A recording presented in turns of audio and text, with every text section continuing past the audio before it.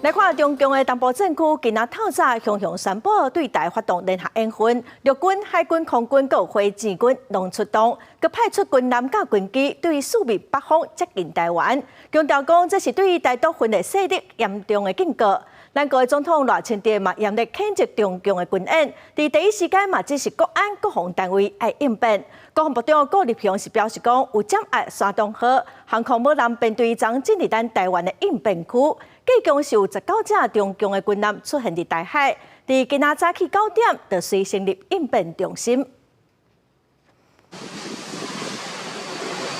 中共航舰山东号带领着单钢舰出现伫台海，咱海军的所有军舰监控共军的动向，互相对峙。民航军舰也伫伫边仔，加所有军舰最近监控山东号一个运参舰。咱方的 RF-16伫咧空中监控中共的高攻翼型快速战斗支援舰，中共航舰山东号编队大动作出现伫咧台海，中间总入去咱24海里的临接区，声援两岸紧张情势。台湾一部分绝不为各种形式的台独分裂活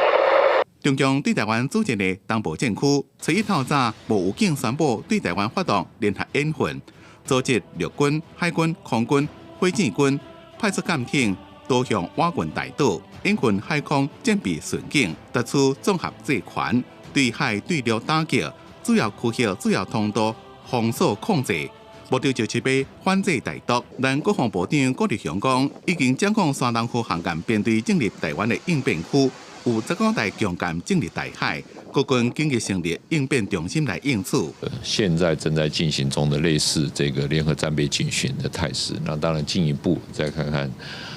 山东号的在我们东南的这边的动态，那我们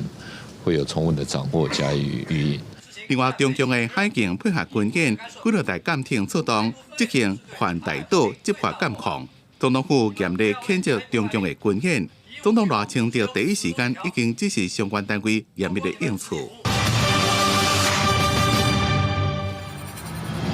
中共也发布，共军用卫星锁定台湾，模拟飞弹轰炸本岛。伫画面内面第一遍出现台北，包括101大楼，也制作文宣的大卡，考试赖总统的17项国安策略，企图封锁我国海上航道，还有对陆对海的打击，也就是飞弹攻击陆上的设施，乃至于所谓的这个多权的控制，也就包括自电磁权、网络权、资讯权，乃至于太空权的部分。咱国军是发布影片，陆海空三军严密的监控应对。伫台海前线展现捍卫港防的决心，批评共军部队组建的能力是虚假。公司新闻综合报道。